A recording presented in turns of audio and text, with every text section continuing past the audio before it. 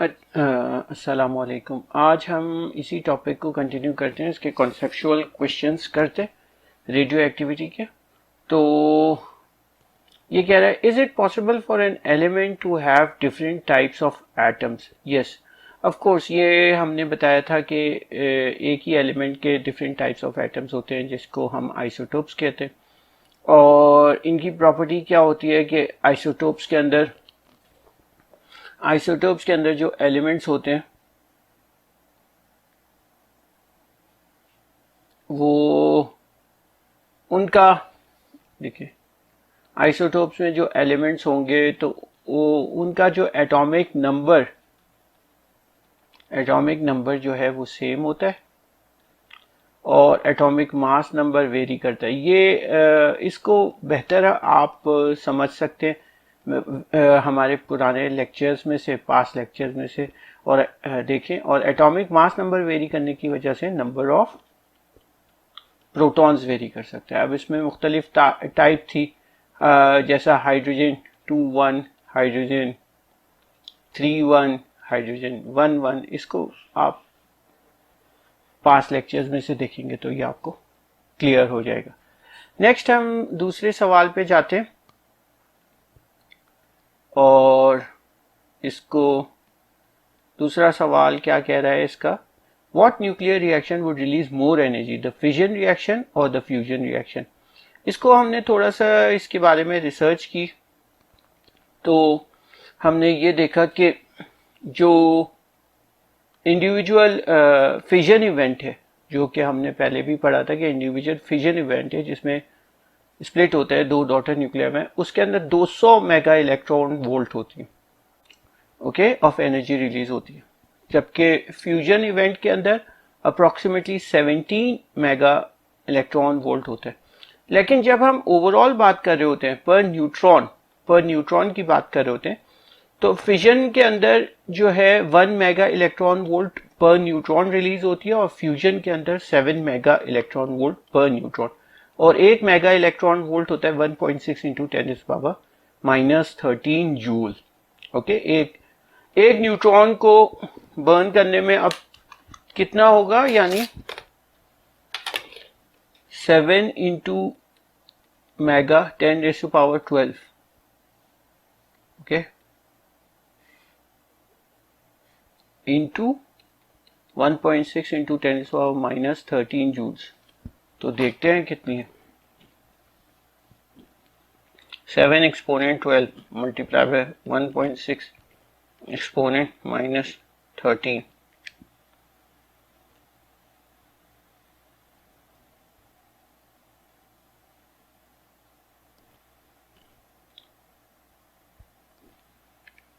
Seven exponent 12 multiply by 1.6 exponent -13,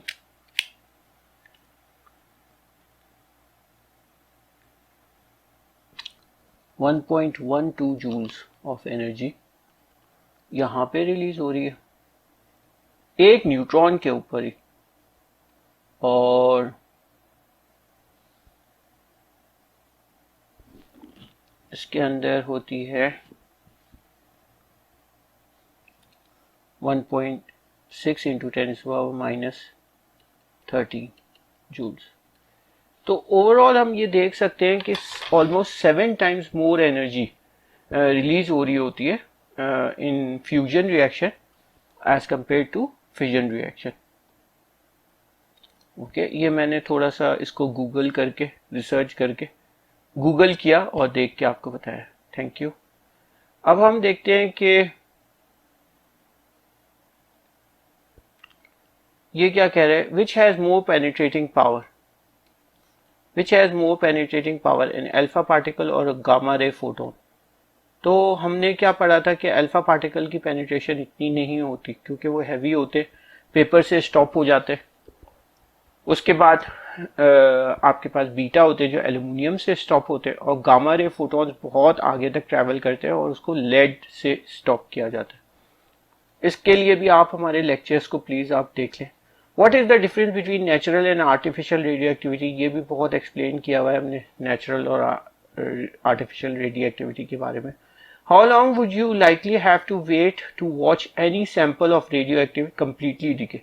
देखिए radio activity की completely decay तो नहीं होती है, क्योंकि वो n से क्या हो जाता है, n/2 होता है, फिर n/4 होता है, फिर n/8 होता है, n/16 होता है, इसीलिए कभी भी ये कंप्लीटली डिके नहीं होगा। तो मेरे ख्याल से how long you have to likely wait, यानी ये तो चलता ही रहेगा indefinitely.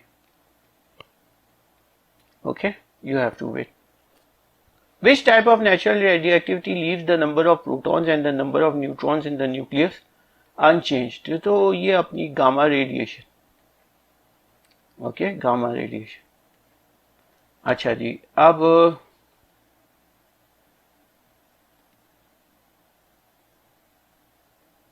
देखते हैं, इसको मिटाना पड़ेगा, थोड़ा सा बेयर करें आप हमारे साथ प्लीज। ये मिट गया। ओके, और एक सेकेंड और मिटा देते हैं, ठीक है कंप्लीटली, लेकिन ये उसके अंदर स्क्रीन के अंदर रिकॉर्ड तो हो गया वीडियो के अंदर। ओके, ये मिट गया साफ। अब हम आते हैं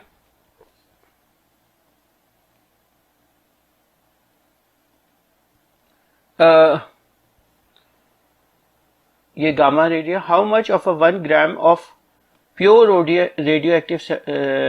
radioactive substance would be left undecayed after 4 half lives?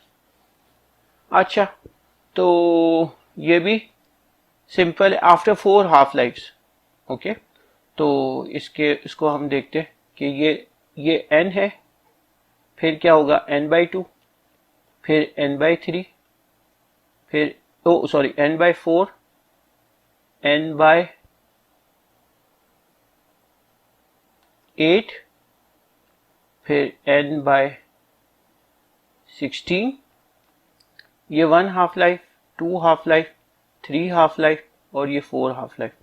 तो 4 हाफ लाइफ के बाद कितना हो जाएगा, 1/16 would be left undecayed after 4 half life, इतना रिमेनिंग हो जाएगा अनडिकेड। ओके,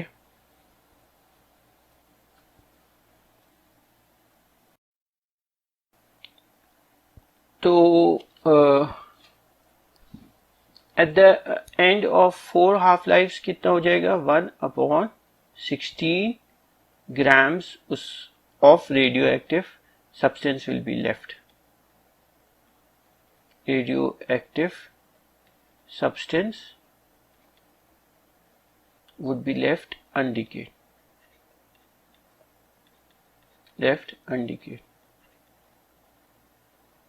इसका वो फॉर्मूला भी था n0 into 1/2 raise to power t, तो ये हो जाएगा n0/1/t रेज़ टू पावर 4, और 2 की पावर 4 16 होता है। n0 आपके पास 1 ग्राम्स है, तो 1/16 ऑफ 1 ग्राम यानी 1/16 grams. Okay, tritium is a radioactive, it decays by emitting. Okay, ये H31 है, अगर ये बीटा पार्टिकल रिलीज कर देता है, बीटा 0-1, ओके, तो ये क्या बन जाएगा H3, और ये आपके पास 2 आ जाएगा। ओके, और एनर्जी रिलीज होगी, तो ये आपके पास वो पार्टिकल है जो कि H32। व्हाट इंफॉर्मेशन, अब मुझे वंस अगेन ये इरेजर यूज करना पड़ेगा, आई एम सॉरी, थोड़ा सा बेयर करना पड़ेगा। ये इरेजर यूज हो गया,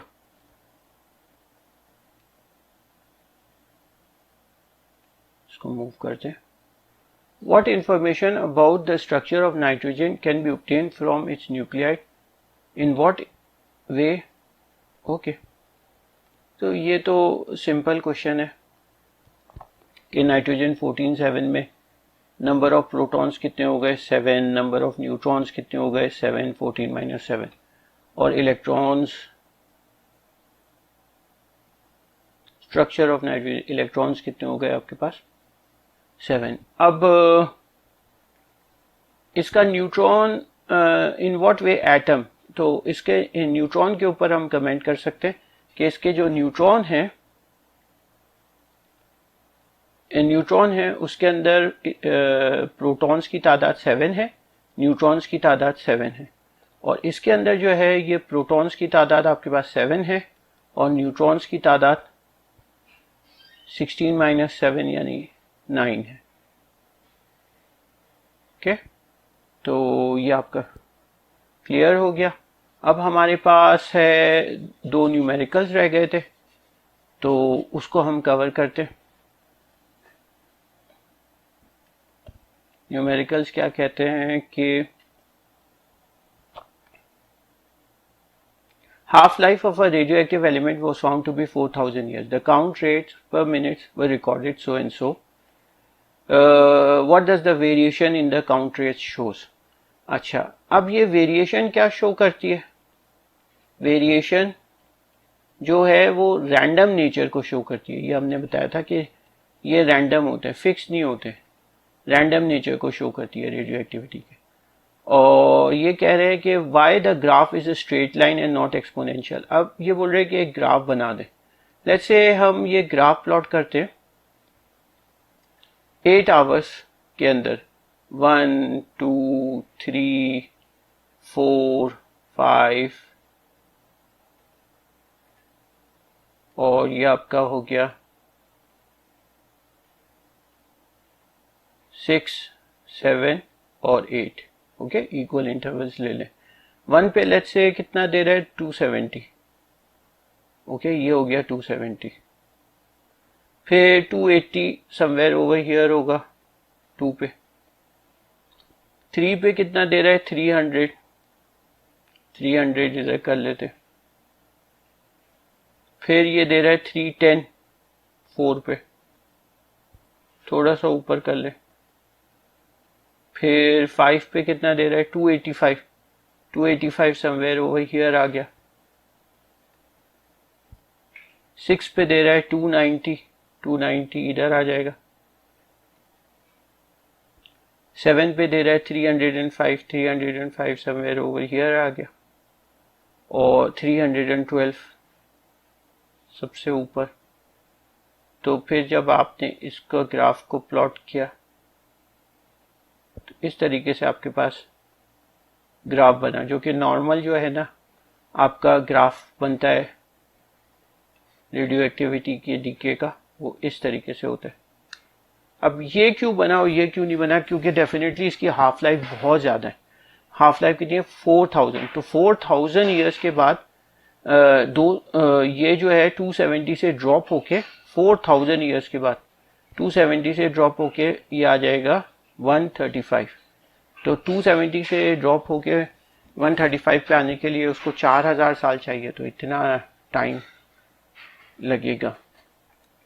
ओके, अब हम इसका लास्ट न्यूमेरिकल है उसको देखते हैं और फिर रेडियो एक्टिविटी की टॉपिक जो है वो ख़त्म हो जाएगी।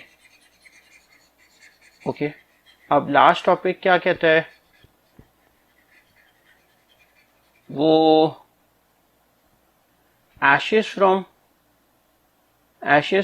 a campfire deep in cave show carbon 14 activity only 1/8 of the। अच्छा, ये हमने पहले भी बताया था कि कार्बन डेटिंग के लिए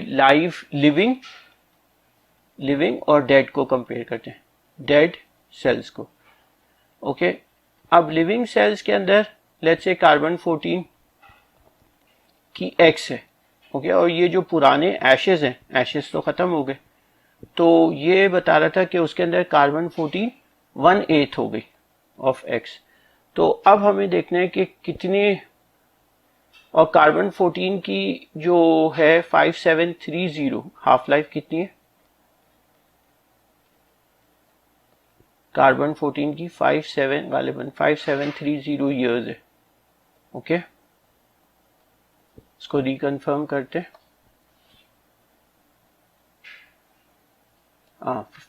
5730 ईयर्स। ओके, अब हम वापस से इधर आ गए तो 5730 अब 1/8 तो x से फिर क्या हो जाएगा, x/2 फिर x/4 फिर x/8। तो 3 हाफ लाइफ गुजर गई, 1 हाफ लाइफ, 2 हाफ लाइफ और 3 हाफ लाइफ। तो 3 हाफ लाइफ, 3 इंटू 5730 और 3 इंटू 5730 17190 ईयर्स। ओके, तो ये हमारा आंसर आ गया 17। तो अब ये टॉपिक ख़त्म हुई है। आपको कोई भी क्वेश्चंस और क्वेरीज हैं तो ज़रूर आप कमेंट बॉक्स में लिखें। Okay, I will be very please to help you people out. Okay, thank you very much.